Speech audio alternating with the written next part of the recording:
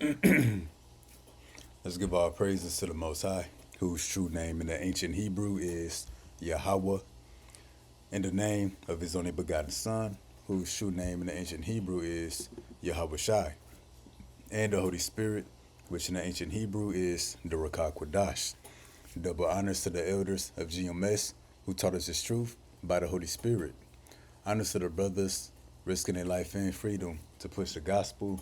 Peace and blessings to the elect, who would be the so-called Negroes, Latinos, Native Americans, who make up the lost 12 tribes of Israel, according to scripture and prophecy.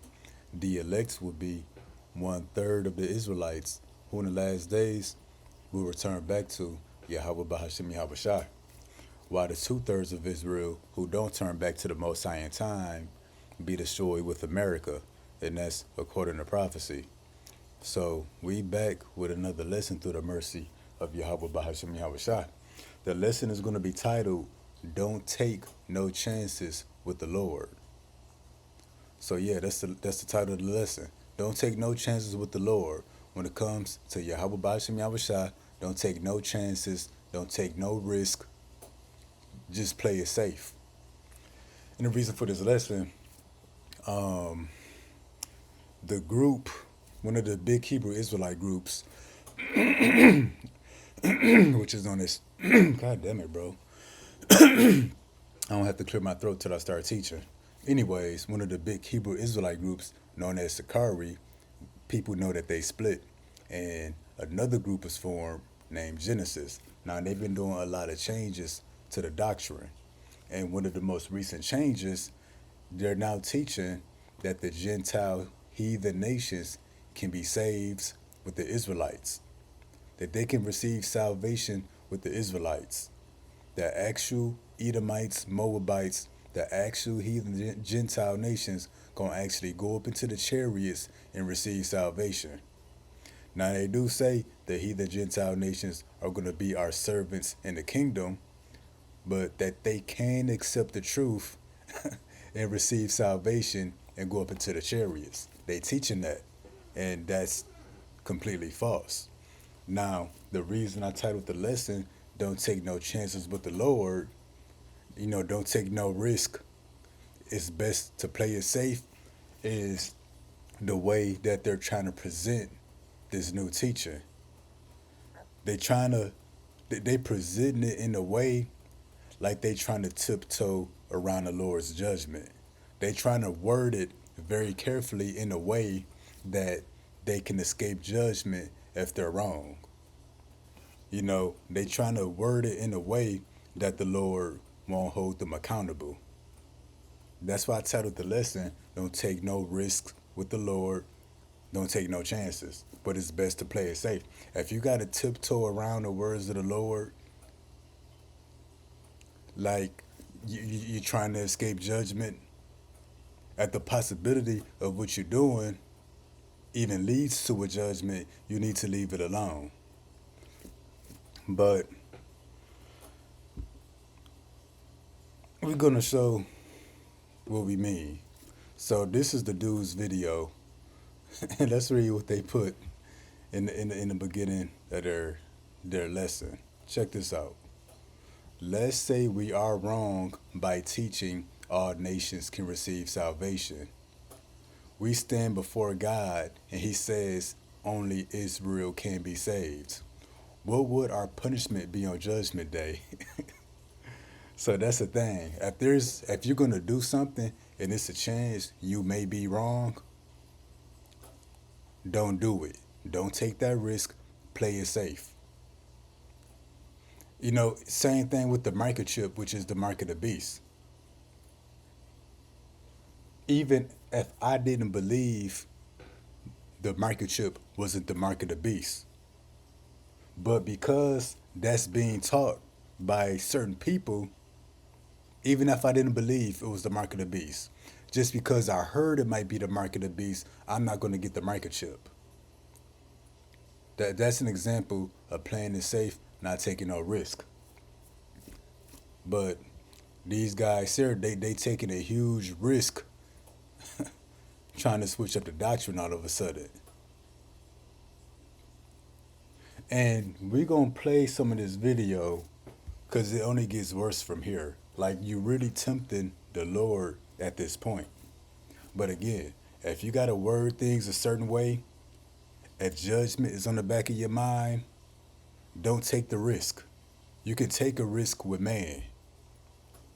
You can take a chance with man. But don't bring that and don't play with YAHAWASHI, YAHAWASHI. But check this out. So let me ask y'all this. Here's an honest question. This isn't necessarily a appeal to anybody's emotions, but this is something that you have to take into consideration. Let's say we, the priest and Hassad, are wrong by saying that all nations can receive salvation. Let's say we're wrong on that.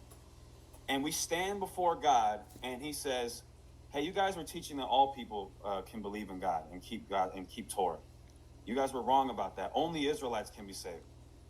What would you guys think our punishment would be on Judgment Day? I'm interested. I'm going to look at the comments just momentarily. What do you guys think the judgment would be? And then that's very irresponsible. Y'all supposed to be men of the Lord, got this big following, and you want to try something new, but you still concerned about judgment. Okay, if you're trying something new and concerned that there might be a small chance of judgment, you need to keep that to yourself and not lead the sheep astray. But then he goes to the audience, people that he's teaching. You're supposed to be teaching these people. You should know more than them. So you're going to people who know less than you to ask them what do they think the judgment would be. So these guys taking all kind of risks and using no wisdom whatsoever. I think reckless is the best word I could use. They being really reckless with their teaching and with the doctrine. Again, goes on to ask the audience, the people that they teach, what do they think the judgment would be? If I think there's a chance of judgment that comes after what I'm about to do, I'm going to just not do it. Plain and simple. But let's continue. I'll look for a few seconds, but I want y'all to honestly ask yourselves that. We're still telling people to keep the commandments, that we're the Israelites, we're not believing in the Trinity, all of that. But we just taught other people about God too, and told them to keep Torah. And this lesson is not about, because that sounds good, right? They still teaching with the Israelites, teaching our people to keep the commandments. They just teaching that all nations can receive salvation. Sounds good, right? Well, video is not about what they're teaching. It's about how they're going about it. If there's a chance a judgment comes behind what you're doing, don't risk it. If you got to guess, speculate, drop it. If there's a maybe, a what if, drop it. And we're going to show in the scriptures that maybe and what if, that's of the devil and Satan. Drop it. Somebody said there wouldn't be a punishment. Nothing. Nada. Nothing. So even if we're wrong, there's more than likely nothing bad that could happen to us in the eye. He said if they're wrong, more than likely nothing bad is going to happen. So what he's saying behind that, there's a very small chance that something could happen to them. And that's the thing. When it comes to YAHAWASHI, YAHAWASHI, if it's even a small, slight 1%, 0.5% chance that it could lead to judgment, don't do it. The scriptures say the Lord is not mocked. YAHAWASHI said, don't tempt the Lord. Because the Lord is about making that small 1% chance happening. The Lord is about making the things that you think wouldn't happen, happen. The Lord is about that. But let's take this back real quick so we can hear him one more time. Matter of fact, we go back here. Yourselves that. We're still telling people to keep the commandments, that we're the Israelites, we're not believing in the Trinity, all of that. But we just taught other people about God too, and told them to keep Torah. Somebody said there wouldn't be a punishment. Nothing, nada, nothing. So even if we're wrong, there's more than likely not nothing bad that could happen to us in the eyes of God in terms of judgment. So I really don't care if they right or wrong, or if they're going to receive a judgment because of this or not. It's about how they're going about it. He said more than likely nothing is going to happen to them if they're wrong. With this, we got to be 100%, not 99%, not more than likely. That's too big of a risk when you think about the nuclear destruction, the judgments that the Lord got set up. That ain't nothing to play with. That ain't nothing to play with at all. In another example, hey, what if people out there have the mentality, what if the microchip is not the mark of the beast? You know, maybe there's a small chance, a very, very small chance, the RFID microchip is not the mark of the beast. But there's a small chance that that could be correct. Well, I'm not going to take that risk. I don't care if it's a oops, excuse me, 0.0000001% chance. I'm not playing with the lake of fire. I'm not playing with the Lord's judgment. I don't care how small of a risk it is. That's not nothing to play with. Because what you think won't happen, the Lord is about making it happen. The Lord is about doing the unexpected. So if somebody say, what if the market chip is not the mark of the beast? But there's a small chance it might be. Well, that small enough chance is all the reason I need to stay away from the mark. Plain and simple. Because we the risk and the benefit, or the risk and the penalty, the penalty is too great. The lake of fire is too horrific of a judgment to be playing with something, saying, more than likely nothing's going to happen, or there's a small, very small chance something could happen. The penalty is too great. It ain't worth the risk. So we're going to start here, the book of Luke, chapter 4, verse 8, very straight to the point. Yahawashi answered, said unto him, get thee behind me, Satan. For it is written, thou shalt worship Yahweh Bahashim Yahawashi thy God, and him only thou shalt serve. And he brought him to Jerusalem, and set him on the pinnacle of the temple, and said unto him, if thou be the Son of God, cast thyself down from thence. So Satan is tempting the Most High by telling Yahawashi, jump off the cliff. So when you read in between the lines, he's pretty much telling Yahawashi to be reckless, take a risk, jump off, being really reckless. The same idea is, more than likely nothing is going to happen to you. More than likely, if you jump off this cliff, the angels are going to get you. More than likely. But there's a small chance that it might not happen. See, that's the devil and Satan that capitalize on that small chance of it going the other way. So let's continue. For it is written, he shall give his angels charge over thee to keep thee. And that's tempting the Lord, first of all, because you don't just put yourself in danger, or do something reckless, knowing and expecting the Lord is going to deliver you from it, or skip over you in judgment. And in their hands they shall bear thee up, lest at any time thou dash thy foot against a stone. And this is a metaphor for you stumbling over the word. Because who's that rock? Who's that stumbling block? That's Yahawashi. That's the word. And that's what these guys are doing. They done already dashed thy foot against a stone.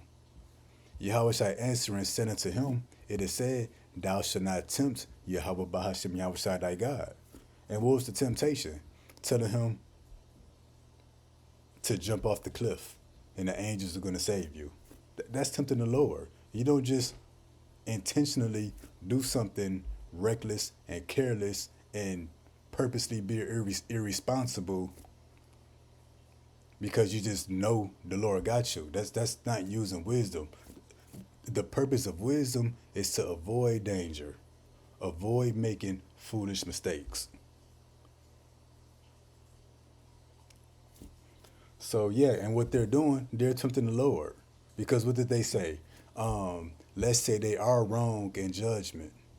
And he said, what y'all think my punishment gonna be? He said, more than likely, nothing is gonna happen. Let's go back to it. Even if we're wrong, there's more than likely not nothing bad that could happen to us in the eyes of God. In terms, See that? They tempting the Lord. They done already dashed their foot against a stone. They stumbling over the word. Now they jumping head first with this new doctrine that they teaching. They going head first. And head first is a metaphor for going all the way in. They going all the way in with this new doctrine.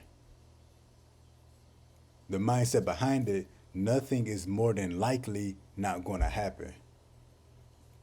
That's the devil and of Satan. And now when we jump here to the book of Revelation 22 and 18, we're going to show what they doing. For I testify unto every man that heareth the words of the prophecy of this book. If any man shall add unto these things, God shall add unto him the plagues that are written in this book. They're adding to the book. They're trying to add the heathen Gentile nations to the promises that were only promised to the Israelites. You're adding to the book. And they're also guilty of this, verse 19. And they've been guilty of this. And if any man shall take away from the words of the book of this prophecy, God shall take away his part out the book of life, and out the holy city, and from the things which are written in this book. They're trying to remove all of Paul's writings. They're trying to remove Mark. I think they ain't question about John the Baptist. So they're trying to remove all these things from the book. But not only that, when you add to the book, you're also taking away from it at the same time. When you try to add the heathen Gentile nations to the promises written in the book, at the same time, you're taking away from the book.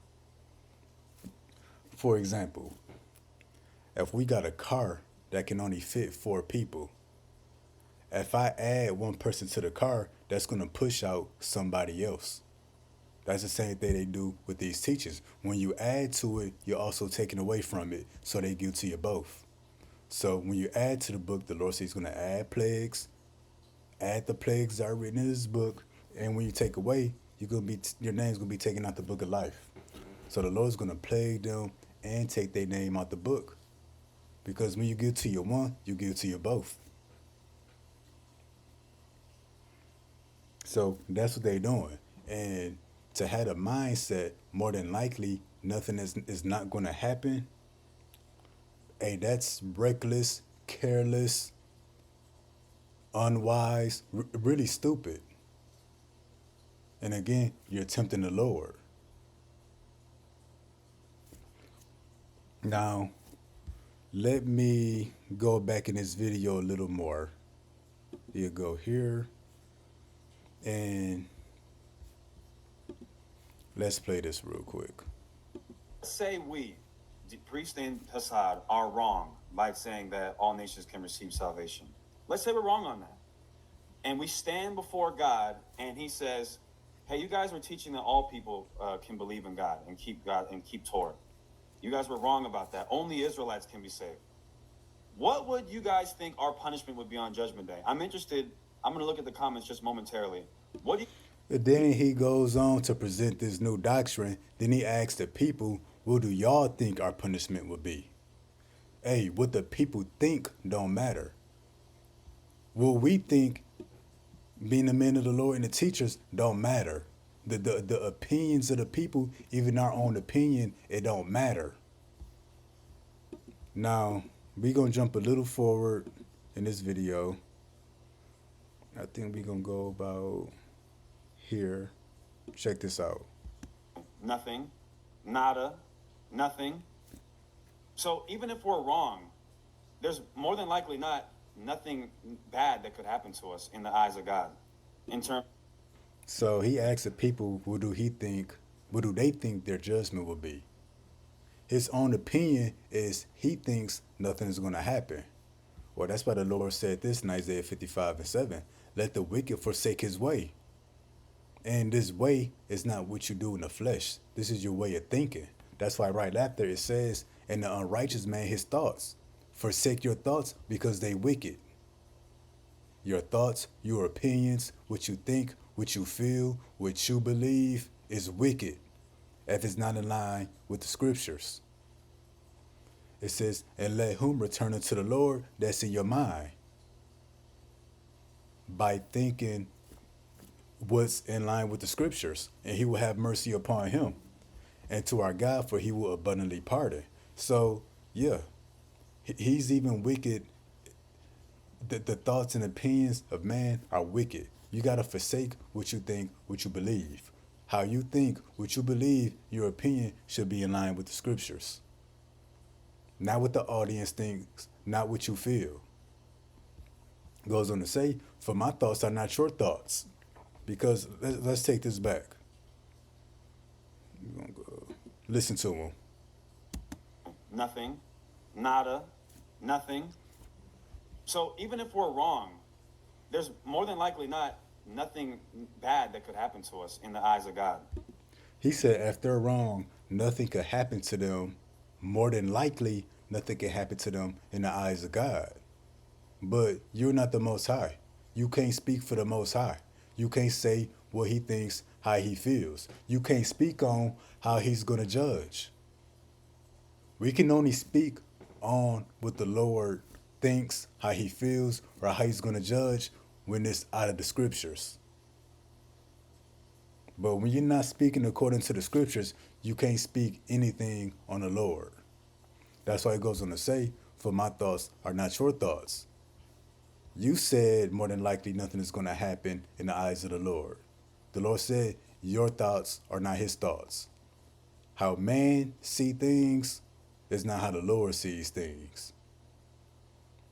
Especially when your thinking and your mindset is not aligned with the scriptures. It says, neither are your ways my ways, saith the Lord. So you go to ask the audience, what do they think the judgment will be? And you say more than likely nothing is going to happen in the eyes of the Lord. That's crazy. For as the heavens are higher than earth, so are my ways higher than your ways, and my thoughts than your thoughts. So you can't speak on what the Lord gonna do when it comes to your judgment. For you being wrong and taking a risk and being reckless and trying to switch up the doctrine. And then they're also doing this when you come to the book of Matthew 5 and 37. Very straight to the point. But let your communication be yeah, nay, nay. So when you teach, it should be no gray area. It's black or white. Either the Gentile nations can be saved or they can't be saved. For what you're doing, for teaching wrong, for teaching, false doctrine, you're either going to be judged or you're not going to be judged. And that's how it is just with the truth in general. It's yay or nay, yeah or no, no in between. For whatsoever is more than these cometh evil. So anything besides a yeah or a no, that's of the devil and Satan. And we're going to show that. That's of the devil and Satan. It should be a yeah or a no, because anything else, you speaking from the heart. And what the Lord say, forsake your thoughts, for they are wicked. I think it's the book of Jeremiah. It say that the heart is deceitful above all things. Who could know it? Matter of fact, I'm going to have to get that real quick.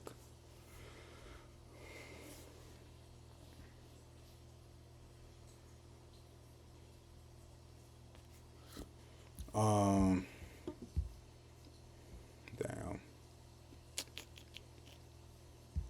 Bear with me one moment.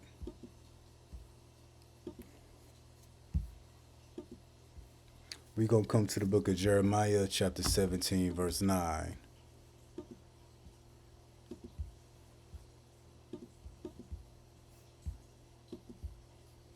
How can I make this smaller?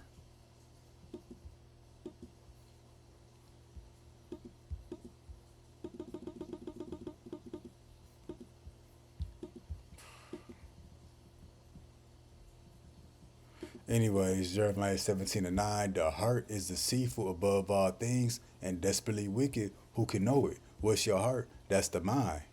That's why the Lord said himself, let your yeah be yeah and your no be your no. Whatsoever is more than these cometh evil. Why? Because you're going to speak from the heart. That's deceitful and desperately wicked. Your thoughts, your opinions, what you feel is of the devil and Satan. But see, that what if, that maybe, what if this, maybe this, that's of the devil and Satan. That's the extra usually that comes when somebody says yeah or no. You know, if they say maybe, what if, that's of the devil and Satan. They trying to play on the imagination. And that's what they doing, trying to play on the imagination. What if we wrong, but nothing don't happen? More than likely, it's not gonna happen. Satan sort of did the same thing, you know, being a serpent. That's why when we come to the book of Genesis, chapter 3, verse 3. But of the fruit of the tree which is in the midst of the garden, God said, ye should not eat of it, neither shall you touch it, lest ye die. And the Lord displayed what? He let his yes be his yes and his no be his no. It was black and white, no gray area. He said, you touch it, you're going to die. Not, you're going to die later, you're going to die future generations from now. It wasn't no in between, it wasn't no extra. He said, you touch it, you shall die. See what the serpent did. The serpent said it to the woman, you shall not surely die. But you shall not surely die, that's not the part that caught Eve's attention. It was the what if and the maybes that was presented by the serpent that caught Eve's attention, and we could prove it. For God doth know that in the day ye eat thereof, then your eyes shall be open, and you shall be as gods, knowing good and evil. So now Eve is looking like, damn, maybe I'll be a god. What if I know good and evil? So it's the what if and the maybe that the serpent used to play on her mind, which Esau, the white man, does today. That's what Genesis and them is doing today. What if we wrong, but nothing happens? And I didn't play the rest of it because there's no point. He said, what if y'all wrong for not trying to save the other nations? He said that. Matter of fact, I'm gonna have to get that now. Hold on. In terms of judgment. Think about that. Now, let's get to the next slide. That's the serpent. That was the serpent pretty much said. Think about that. The Lord knows you be as gods knowing good and evil, but let's continue. Let's say most of our people are wrong in their ideology saying that only Israelites can be saved. Imagine if you're saying only Israelites can be saved. See that? Hey, them the key words I needed. He said imagine. So he's playing on the imagination. That's what the serpent was doing, playing on the imagination. And then he said, let's say y'all are wrong. That's pretty much saying, what if? What if y'all are wrong and we are right? That's what he's doing. So let's see the conclusion of this. For God doth know that in the day you eat thereof, then your eyes should be open. So that's what the serpent is saying. Let's say your eyes are open. What if your eyes are open? Imagine this. You shall be as gods, knowing good and evil. That's what the serpent was doing. Playing on Eve's imagination. And then what are we doing? Matter of fact, let's continue. So the serpent playing on Eve's imagination, that's what got her attention. And when the woman saw that the tree was good for food, and that it was pleasant to the eyes, and the tree to be desired to make one wise. So her eyes being open, knowing good and evil. That's her being wise. The serpent playing on her imagination. That's what got her to eat of the forbidden fruit, which again was not a literal fruit. She took of the fruit thereof and did eat, gave also to her husband with her, and he did eat. And you see, her Eve's reasoning, it was good for food, pleasant to the eyes, a tree to be desired to make one wise. That's what the serpent told her. She didn't desire the fruit because the serpent said, you should not surely die. That wasn't part of her reasoning for eating it. It was what he said after it. God doth know that your eyes should be open. Let's say your eyes are open. Imagine you being as the Most High, knowing good and evil. It was that got her attention. And that's pretty much what they doing now. Pay no imagination. What if it is? What if it ain't? What if it do happen? What if it don't happen? What if we don't get away? What if we do get away? When it comes to the Lord, what ifs, maybes, could be, don't take that chance with the Lord. And that's what these devils gonna do when they bring you that RFID microchip and a lot more stuff to come. You know, the persecution when the devil make war against the saints. They gonna use a lot of what ifs and maybes, etc. That's of the devil and Satan. Don't fall for it. Me personally, my mindset used to be tormented by what if this, what if that. I'm gonna do another lesson on it. Me, I don't believe in what ifs. What ifs and maybes don't exist to me. It's a yeah or no. It's everything is black and white with me. And this is the book of, we're gonna get this real quick. We're gonna come to the book of 2 Corinthians 10:5. Because we not here to play on anybody's imaginations. The Lord ain't here to play with your imagination. And that's why, how can I make this smaller? That's why it says this: casting down imaginations and every high thing that exalts itself against the knowledge of the Most High, bringing into captivity every thought to the obedience of Mashiach. So we casting down imaginations. What if this? What if that? Maybe this. Let's say this. Let's say that. What if it do? What if it don't? And how do you cast it down? By the truth. Your yeah be your yeah, and your no be your no. We either know it or we don't know it. Everything that we need to know concerning salvation, the Lord has revealed it. If there's something we don't know, it's because it wasn't revealed to us.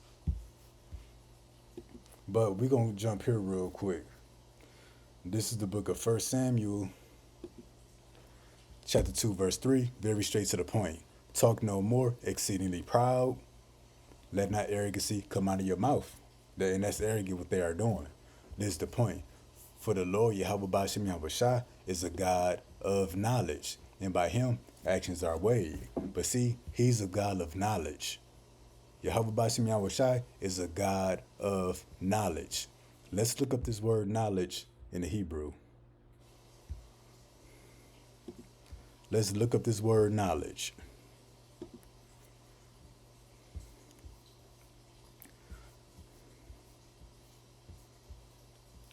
Knowledge, H1844. It says knowledge of God. You got knowledge of man and you got knowledge of God. Now, let's look up the word knowledge.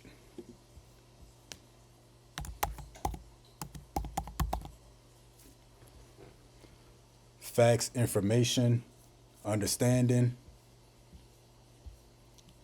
But this is what knowledge means: become known to someone. Knowledge pretty much means to know.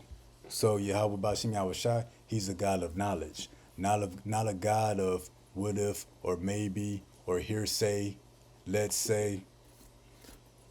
And matter of fact, I'm going to grab this too.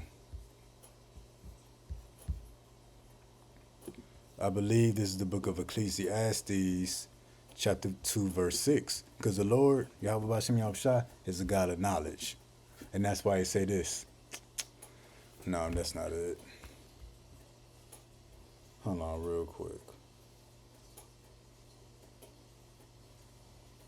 Well, I'll get that in another lesson. So we will continue. So he's a God of knowledge. Again, a God of knowledge. Which means to know. No second guessing. No speculation. And that's why 1 First Corinthians 2:11 say this: For what man knoweth the things of a man, save the spirit of a man which is in him? So can't nobody know what you think in your thoughts and opinions but yourself. It says, even so, the things of God knoweth no man but the Spirit of God. See that? So don't nobody know the thoughts, the opinions, the judgments of the Lord except the Lord Himself. That's why it says, but the Spirit of God. Now we have received not the spirit of the world, but the Spirit which is of God. So don't nobody know the things of the Lord except the Spirit of the Lord Himself. But the Lord have gave us a portion of His Spirit so we can know the things that He know, according to what's revealed in the scriptures through the prophets, that we might know. Not guess, not second guessing, not speculating, not what if, not maybe. It said that we might know the things that are freely given to us of God. So these things were revealed. Salvation, who it's for, how to receive it.